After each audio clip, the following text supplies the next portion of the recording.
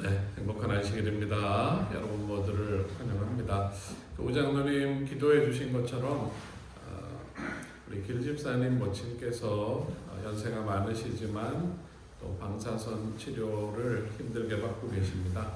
이번 한 주일 동안 생각나실 때마다 기도해 주시고 또 신입생이 된 우리 혜림이나 또 호건이 또 예린이를 위해서 이번 한 주일 함께 기도해 주시면 감사하겠습니다. 오늘 오후에 제자훈련 마지막 26강을 하겠습니다. 식사 후에 함께 모이셔서 또 마음을 하나님께 드리도록 하겠습니다. 다음 주 월요일부터 수요일까지 전반기 목회자 협의회가 있습니다. 제가 3일 동안 잘 다녀오도록 하겠습니다. 귀한 찬양으로 하나님께 영광 돌려주시고 또 성도들에게 감동을 주신 모든 분들께 감사드립니다. 네, 오늘 고린도 후서 3장 말씀을 같이 살피도록 하겠습니다. 제가 30대 초반으로 기억이 되는데 연합회 어린이부에서 주관하는 어린이 제자훈련 프로그램 교육을 위해서 미국으로 출장을 갔습니다. 미국에 처음 입국을 하는데 심사대 앞에 섰는데 직원이 이제 미국에 왜 왔냐 이렇게 물었습니다. 그래서 제가 목사라고 얘기하고 이제 교육 프로그램이나 저희가 가지고 있는 일정 때문에 출장을 오게 됐다 그렇게 이야기를 했어요. 그랬더니 심사관이 저한테 Are you pastor? 이렇게, 네가 목사니? 이렇게 물었습니다. 그래서 그렇다 이렇게 대답했더니 네가 진짜 목사냐? 이렇게 한 번도 묻더라고요. 그래서 제가 맞다 내가 진짜 목사다 이렇게 대답을 했습니다. 직원이 미소를 지으면서 좋은 일정 보내고 돌아가라 이렇게 이야기를 해줬습니다. 그때 제가 정장을 하고 있지 않았고 이제 편한 옷을 입고 있었고 30대 초반의 젊은 한국 사람이 목사라고 하니 믿어지지 않았던 것일까? 재직 증명서나 목사 확인증을 보여주지 않아도 내가 진실한 그리스도인이고 복음을 전하는 사역자다 이런 모습이 풍기면 좋겠다. 제가 심사대를 통과하면서 그렇게 생각을 했습니다. 바울을 계속 따라다녔던 질문은 네가 사도냐? 그 질문이 바울을 계속 따라다녔습니다. 바울이 그렇다고 말하면 네가 예수님의 공생의 기간 동안 예수님에게서 배우지도 않았고 예수님으로부터 부르심을 받지도 않았는데 어떻게 사도냐? 그렇게 질문이 이어졌습니다. 우리가 고린도 후서를 보면 이제 바울의 성격이나 마음, 모습을 우리가 더 느낄 수 있다고 말씀을 드렸는데 3장부터 바울의 사도직을 공격한 사람들에 대해서 바울 자신에 대한 변호 그리고 권면이 본격적으로 시작되고 있습니다. 3장에서 주로 언급된 주제는 추천서 문제인데요. 바울이 누구의 추천을 받아서 사도가 되었는가? 그 공격에 대해서 바울은 내가 사도라는 것의 정당성은 이러한 이유 때문이다. 그렇게 설명을 하고 있습니다. 여느 사람들과 다른 특별한 추천서가 나에게 있다고 바울은 말하고 있습니다. 바울의 사도직을 증명하는 추천서는 무엇이었을까요? 바울이 강조하는 영적 추천서, 영적 직분, 새 언약의 일꾼이란 어떤 사람을 말하는 것일까요? 오늘 고린도 후서 3장을 통해서 우리에게 주시는 하나님의 음성을 듣도록 하겠습니다. 자, 1절 같이 한번 읽어보겠습니다. 우리가 시작. 우리가 다시 자천하기를 시작하겠느냐? 우리가 어찌 어떤 사람처럼 추천서를 너희에게 붙이거나 혹은 너희에게 받거나 할 필요가 있느냐? 1절을 읽었습니다. 고린도 교회 안에 거짓 교사들의 가르침 때문에 교회가 분열되는 위기를 맞았었고 바울이 고린도전서를 보내서 이 문제를 수습했습니다. 거짓 교사들은 하나님의 말씀을 때때로 적당히 왜곡해서 교인들이 듣기 좋은 이야기를 했지만 2장 17절을 보면 바울은 내가 순전함으로 하나님께 받은 것을 하나님 앞에 있는 것처럼 예수 그리스도 안에 있는 것처럼 진실하게 너희들에게 전했다. 그렇게 말합니다. 우리가 어찌 어떤 사람처럼 추천서를 너희에게 붙이거나 이런 얘기를 바울이 하는 거 보면 고린도 교회에 있었던 복음을 왜곡하고 율법을 강조하던 이 유대화주의자들은 그들이 이제 고린도 교회에 왔어요. 처음 보는 사람들인데 뭘 보여주냐면 예루살렘 교회의 추천서를 보여주었습니다. 이 추천서를 통해서 우리가 예루살렘에 있는 사도들과 아주 가까운 사이이고 공식적인 관계를 맺고 있고 그들의 지지를 받고 있다. 그렇게 말하면서 너희는 누구에게서 복음을 들었냐? 그러면 우리가 바울에게서 들었다. 그렇게 얘기를 했을 것입니다.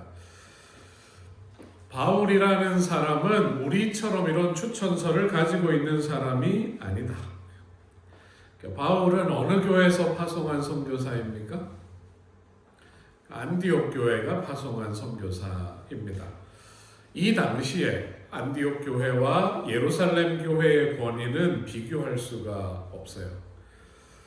그리고 바울은 다른 사도들이 이 사람을 선교사로 사도로 우리가 인정한다. 그런 추천서도 없이 여행을 하고 있었습니다. 그러니까 바울은 말합니다.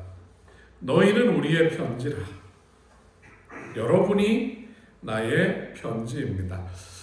여기 이제 추천서라는 말에 이렇게 뭐라고 되어 있냐면 letter of recommendation 그렇게 되어 있습니다.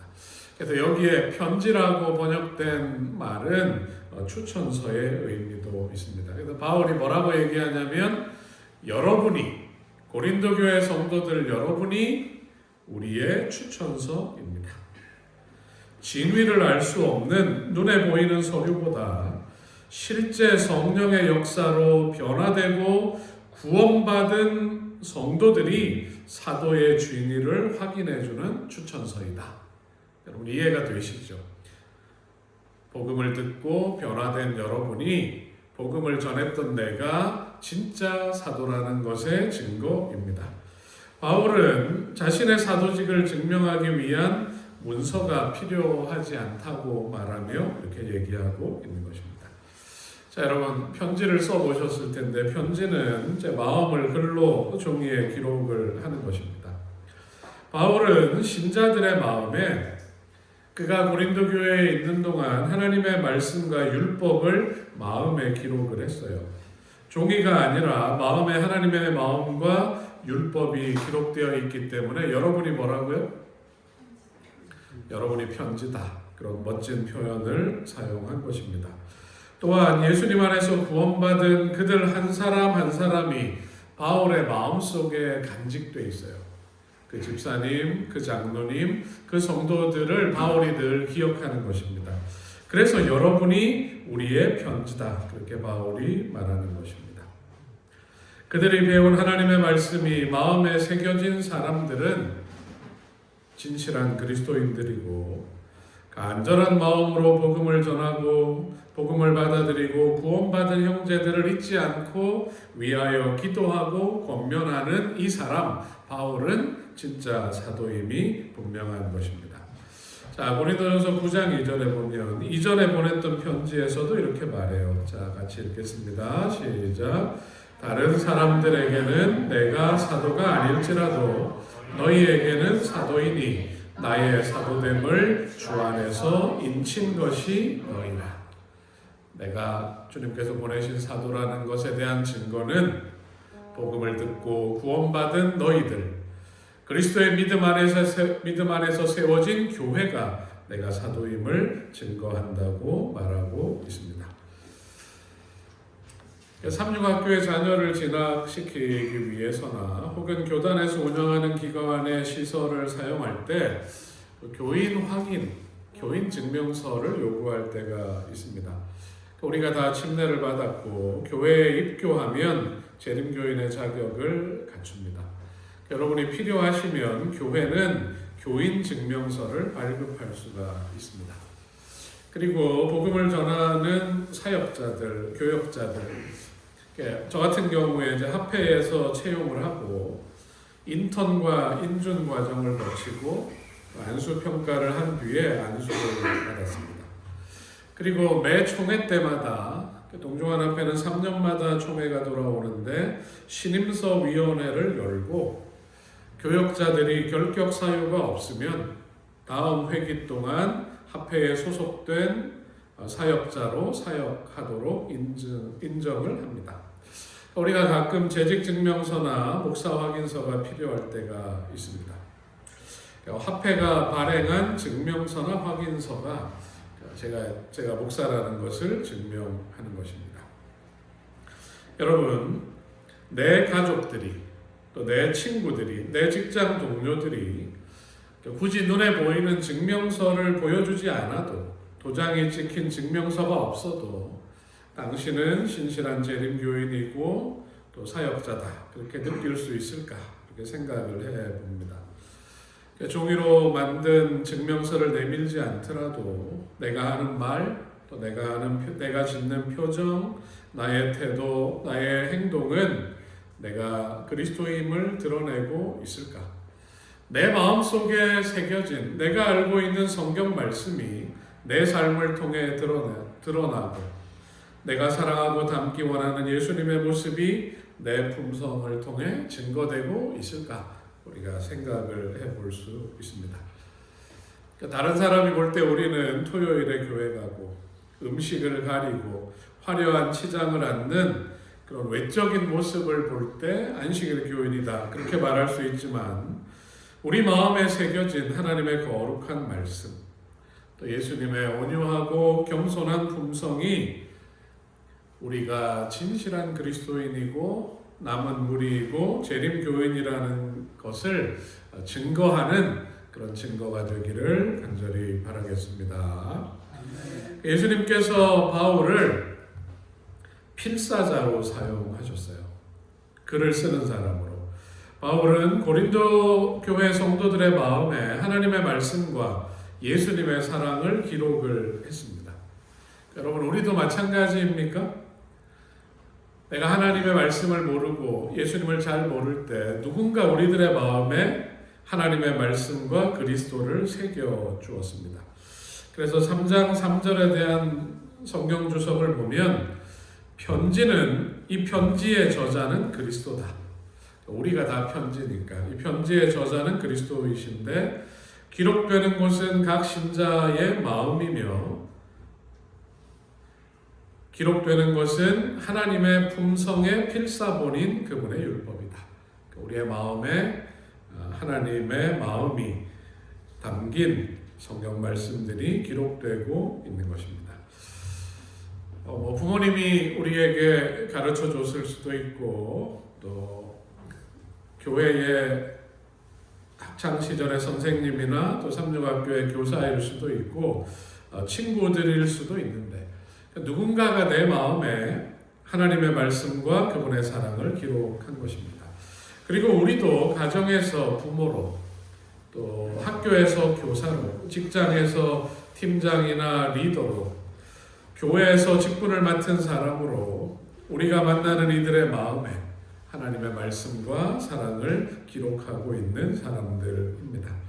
하나님께서 바울이라는 사람을 필사자로 사용하신 것처럼 하나님께서 우리도 사용하고 계십니다. 고린도인들은 바울과 그의 동역자들을 통해서 이 세상에 나타난, 이 세상에 드러난 그리스도의 편지입니다. 우리도 마찬가지예요. 보이지 않는 하나님은 그들의 마음에 그분의 말씀과 사랑이 새겨진 그리스도인들을 통해서 세상에 드러나고 알려지고 나타나고 있습니다. 사람들이 하나님을 볼 수 없는데 우리를 통해서 보이지 않는 하나님을 보아야 합니다. 사람들이 우리를 통해 듣지 못했던 하나님의 말씀을 들어야 하고 우리를 통해서 복음을 이해해야 하는 것입니다. 세상에는 읽기 쉬운 그리스도인들이 더 많이 필요합니다. 저 사람을 통해서 도무지 하나님을 알 수 없으면 그 그리스도인의 역할을 하고 있는 것이 아닙니다. 세상에는 읽기 쉬운 그리스도인들이 더 많이 필요한데 사람들이 내 속에서 어렵게 그리스도인이라는 증거를 찾는 것이 아니라 사람들이 나를 통해서 쉽게 교회를 이해하고 나를 통해서 쉽게 아름다운 진리를 깨닫고 하나님을 경외하고 그분의 말씀에 순종하며 살겠다는 마음을 갖게 하는 그런 아름다운 그리스도인들이 되기를 또 주님의 편지가 되기를 간절히 바라겠습니다. 자, 3절 말씀을 같이 한번 읽어보겠습니다. 너희는 시작. 너희는 우리로 말미암아 나타난 그리스도의 편지니 이는 먹으로 쓴 것이 아니요 오직 살아계신 하나님의 영으로 쓴 것이며 또 돌판에 쓴 것이 아니요 오직 육의 마음판에 쓴 것이니라. 바울이 이것을 설명하면서 좀 더 이제 성경과 복음적인 의미를 얘기합니다. 누군가 여러분의 마음에 하나님의 말씀과 예수 그리스도를 새겼는데 이것은 먹으로 쓴 것이 아니고 하나님의 영으로 쓴 것이다. 그리고 하나님의 말씀이 돌판에 새겨진 것이 아니라 여러분의 마음에 새겨졌다. 그렇게 이야기를 하고 있습니다. 여러분 전영록이 불렀던 그 노래가 있는데 꿈으로 가득한 설레이는 이 가슴에 사랑을 쓰려면 뭘로 쓰라고 되어 있습니까? 연필로 쓰라고. 이게 때때로 지울 필요가 있기 때문에 연필로 쓰라고 제가 이 얘기를 할까 말까 고민하다가 저희 세대는 그 노래를 신나게 불렀던 기억이 있습니다. 그리스도의 편지가 되기 위해서 우리의 마음에 그리스도를 기록해야 하는데 무엇으로 그리스도를 기록해야 할까? 바울은 먹으로 쓴 것이 아니라 살아계신 하나님의 영으로 썼다. 그리고 돌판에 기록되어 있는 것이 아니라 우리 마음판에 기록되어 있다. 그렇게 묘사를 합니다. 바울 당시의 편지들은 대개 검은 안료 잉크를 갈대 펜으로 파피루스 위에 기록을 했습니다. 바울이 각 교회에 편지를 보낼 때도 이와 같은 방법을 사용했습니다. 하지만 그것이 사람의 마음에 기록되려면 잉크 가지고는 되지 않는다. 이는 살아계신 하나님의 영이 필요하다. 바울이 이야기하고 있습니다. 성령이 생애에 역사하시는 곳에서는 하나님의 율법과 진리가 성결과 순종과 성화를 통해 나타납니다. 내 속에 하나님의 말씀이 있으면 그것이 어떻게든 드러나게 되는 것입니다. 하나님의 모든 뜻에 순종하는 것은 성령이 내 속에 계시면 자발적인 일이 됩니다. 바울이 여기서 말하고 있는 내 마음판에 하나님의 말씀과 사랑이 기록되었다는 것은 내가 하나님의 말씀과 사랑을 아는 것을 넘어서 내 의지와 감정에도 영향을 미치는 것을 말하고 있습니다. 자, 같이 한번 읽어보겠습니다. 시편 1편 2절 시작. 오직 여호와의 율법을 즐거워하여 그 율법을 주야로 묵상하는도다. 시편 119편입니다. 시작. 주의 율례들을 즐거워하며 주의 말씀을 잊지 아니하리로다. 여러분 이런 감정이 느껴지십니까? 말씀 봐야지. 말씀 또 봐야지. 말씀을 보면 너무 기쁘고 또 내가 읽었던 말씀, 보았던 말씀을 계속 생각하면서 즐거워하는 그런 모습이 하나님의 말씀을 마음에 새긴 사람들의 모습입니다. 여기 이제 돌판이 나오는데 그 당시에 교회를 혼란하게 했던 유대주의자들, 복음을 전하고 나면 이들이 와서 교회를 혼란스럽게 하는 것입니다. 돌판에 새겨진 십계명과 두루마리에 기록된 이 율법을 이들은 다 암송하고 있어요. 하지만 이 말씀을 주신, 율법을 주신 하나님의 마음을 이해하지 못했고 그것을 주신 하나님의 사랑을 깨닫지 못한 사람들이었습니다. 하나님의 계명이 돌판에만 있고 우리의 마음에 옮겨지지 않으면 그 거룩하고 사랑이 담긴 율법이라 할지라도, 십계명이라 할지라도 아무런 의미가 없는 것입니다. 하나님께서 주신 진리가 사람의 마음에 새겨지고 삶의 문제에 실제 적용될 때에만 하나님의 말씀은 살아 숨쉬고 움직이는 그 말씀의 능력, 말씀의 그 권능이 발휘되게 되는 것입니다. 우리의 마음에 하나님의 율법을 기록할 수 있는 분은 누구시라고요? 오직 하나님이시고 성령이, 거룩한 영께서 그 일을 하는 것입니다.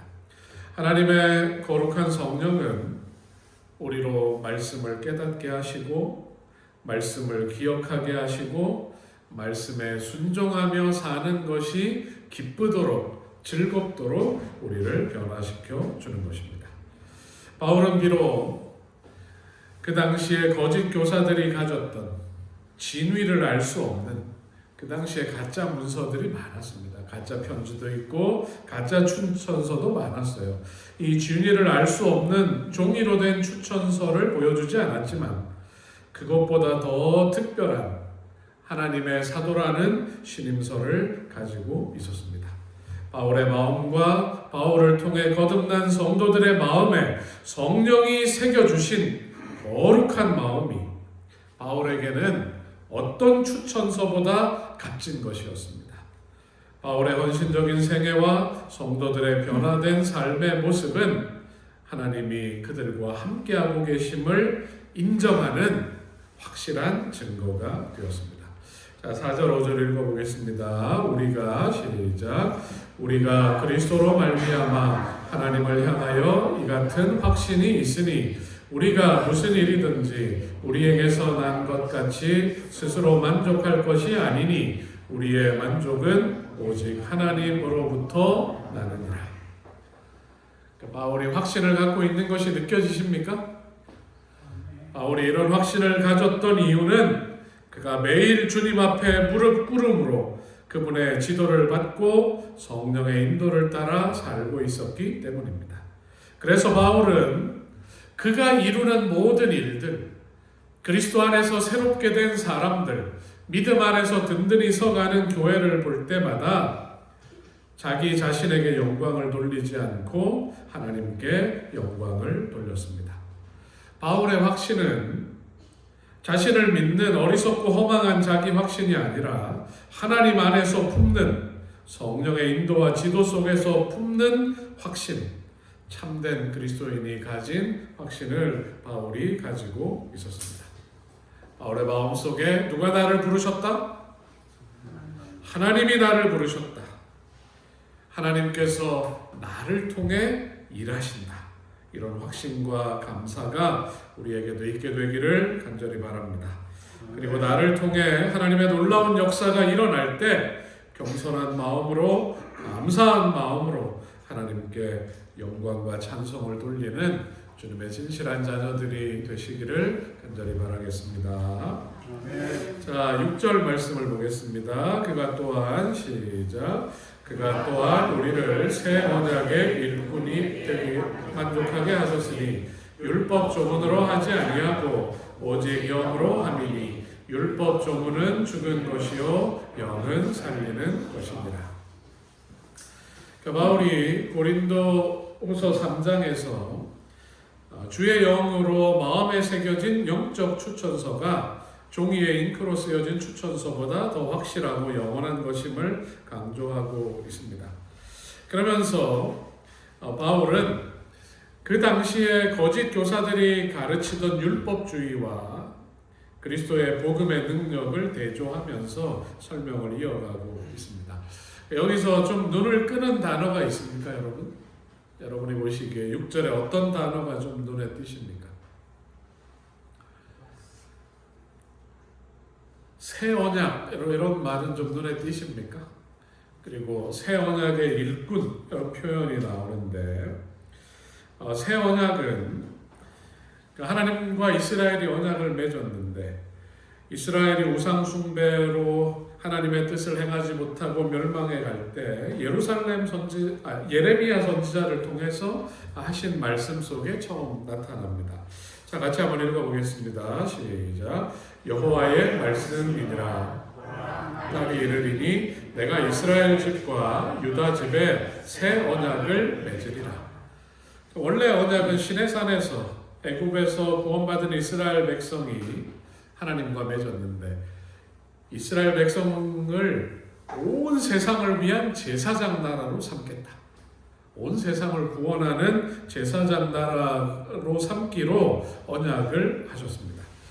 그래서 하나님이 시내산에 내려오시고 백성들이 스스로 정결하게 하고 언약이 맺어졌음을 비준하는 표가 시내산에서 받은 돌판에 기록된 십계명입니다. 모세가 시내산에서 십계명을 돌판에 받아서 돌아왔을 때 그의 얼굴에서 하나님의 영광의 흔적이 있었어요. 사람들이 그 영광을 가려달라, 수건으로 가려달라 이렇게 이야기를 합니다.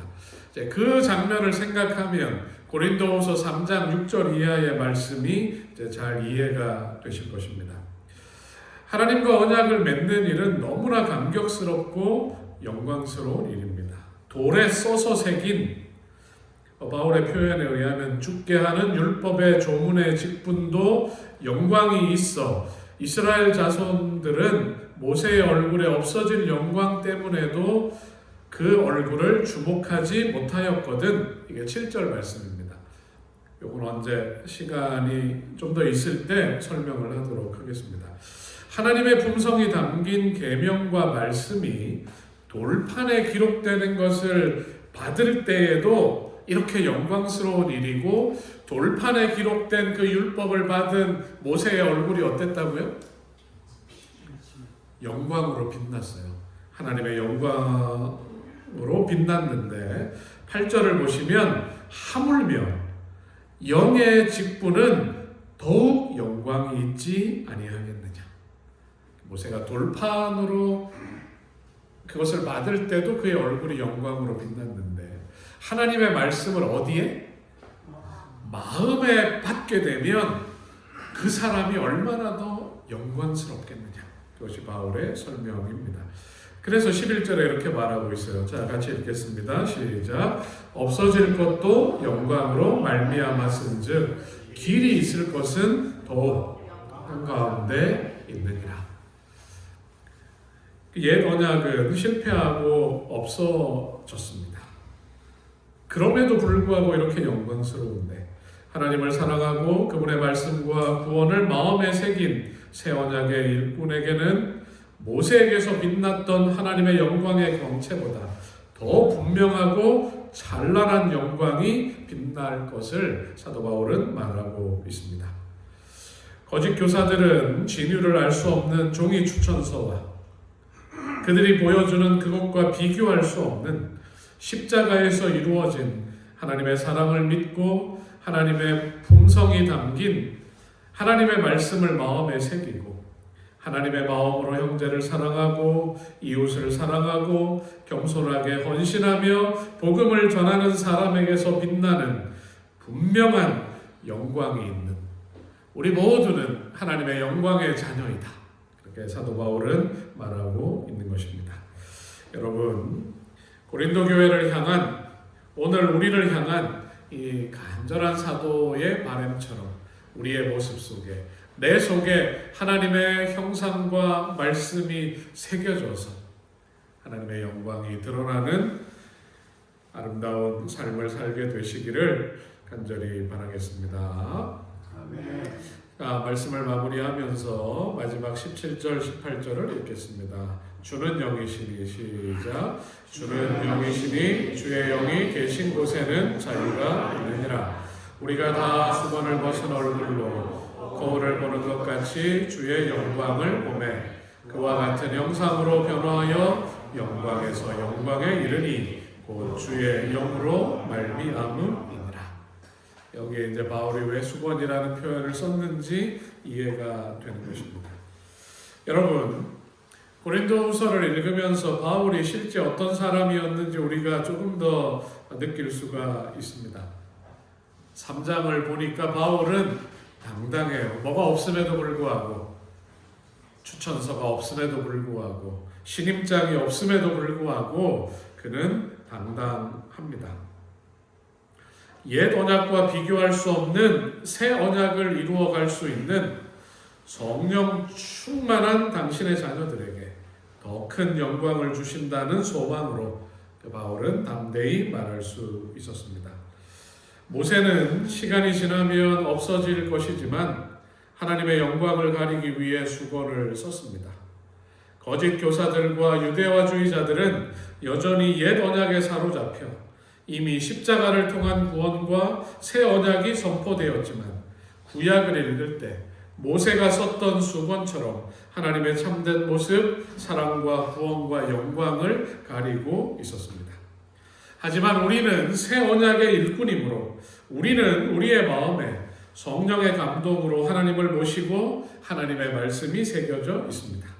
그리고 하나님을 마음에 모신 우리를 통해 드러나는, 우리를 통해 비춰지는 하나님의 사랑과 영광을 우리는 가리지 않을 것입니다. 성령이 우리 속에 내재하는 것은 예수님이 우리 속에 거하시는 것과 같습니다. 성령은 우리에게 예수 그리스도의 지혜와 진리를 날마다 공급해 주십니다.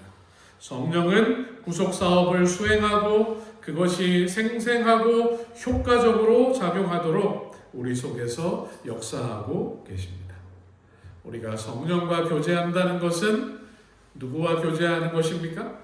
예수 그리스도와 교제하고 함께하는 것과 같은 것입니다.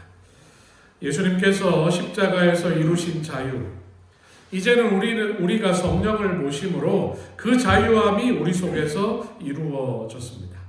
예수님을 믿음으로 새 생명을 얻었고 성령으로 거듭나면 예전에는 어렵던 일, 하나님의 뜻이 우리의 뜻이 되는 것입니다.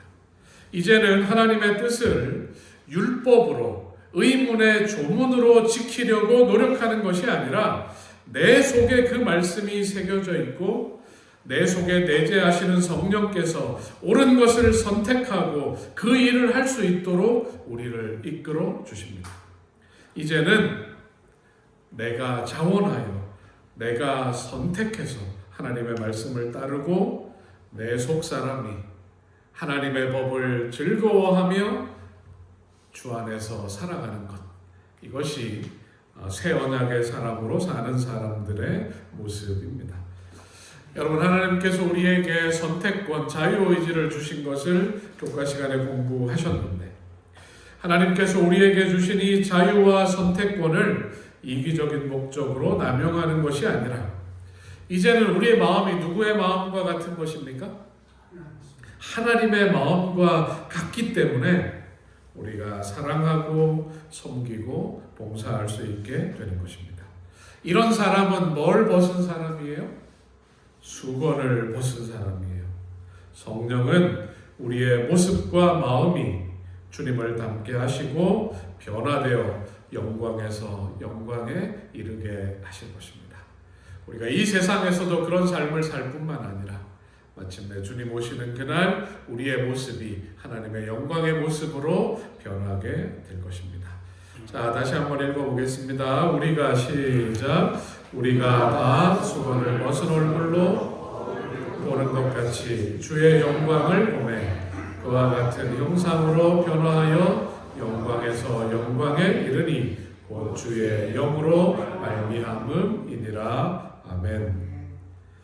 이것을 깨달은 사람에게는 내가 그리스도인이라는 증거가, 내가 재림교인이라는 표가, 새 언약의 일꾼이라는 확인이 종이에 쓴 추천서가 아니라 내 모습과 삶을 통해 증거되는 영적 추천서를 가진 사람으로 서게 될 것입니다.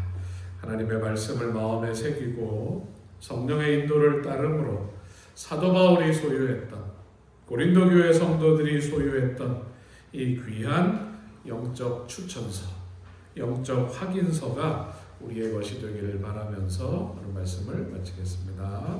아멘.